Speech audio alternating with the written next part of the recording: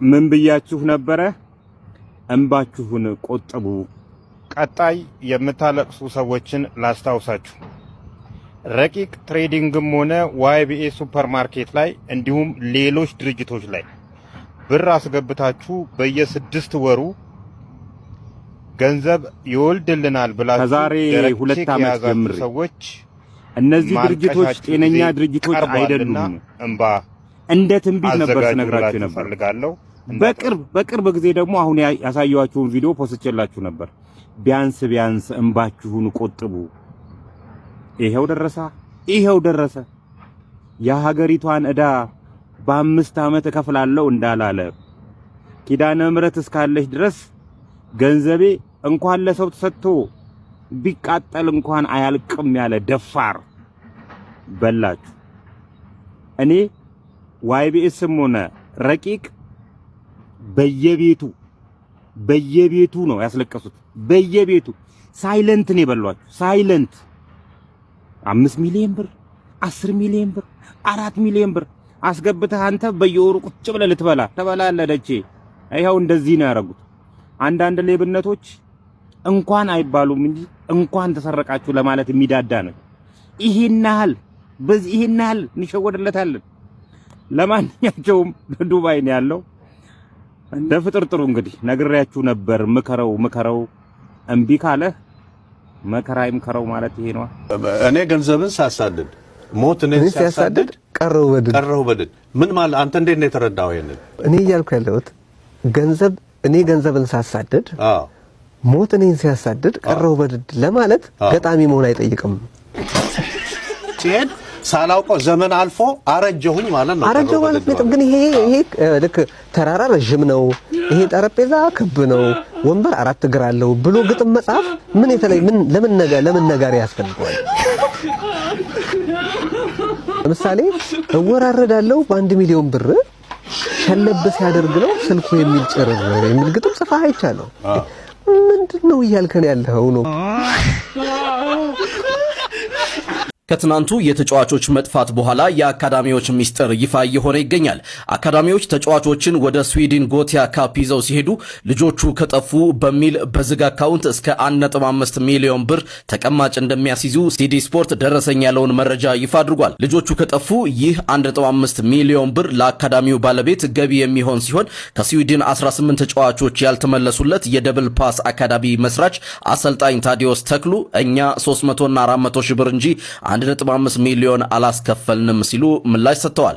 የኢትዮጵያ እግር ኳስ ፌዴሬሽን ዋና ጸሐፊ አቶ ባህሩ ጥላሁን በበኩላቸው ለአካዳሚዎች ፈቃድ የሚሰጠውና ቁጥጥር የሚያደርገው ሌላ አካል በመሆኑ ችግሩ መስፋቱን ገልጸው እስከ ስዊድን ድረስ ምርመራዎችን እያደረጉ መሆኑን አስታውቀዋል። ታዲያ እናንተስ በአካዳሚዎች በኩል በሚደረገው በዚህ አሰራርና በታዳጊዎች መጥፋት ዙሪያ ምን አስተያየት አላችሁ? ሆን ተብሎ የሚደረግ ድርጊት ወይስ አጋጣሚ? ሐሳባችሁን አስቀምጡልኝ። መልካም ጊዜ።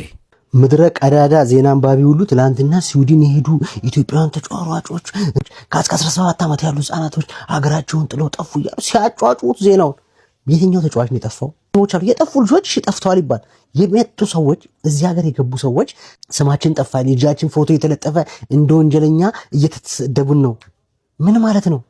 ምንድነው እንደሚያሯሯጣችሁ ዜና ለመስራት? ቤተሰባቸው ያው ፎቶ ለጥፈ ከሀገር የጠፉ ከ20 ዓመት ወጣቶች ከሀገር ለቀው ጠፉ ምናምን እያላችሁ ዜና እንደዚህ የሚያስጨንቅ ዜና ስትነግሩ የነበራችሁት ከየት አባካ አምጥተህ ነው ዜናውን?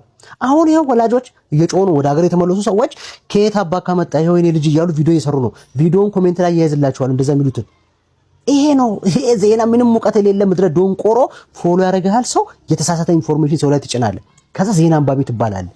የጾታዊ ግንኙነት ማድረግ የተዘጋ ወይም የታፈነ አፍንጫን ለመክፈት እንደሚረዳ ስንቶቻችሁ ታውቃላችሁ? ብርድ ሰዓት አፍንጫው ለሚደፈን ጓደኛችሁ ላኩለት። ነገሩ እንዲህ ነው።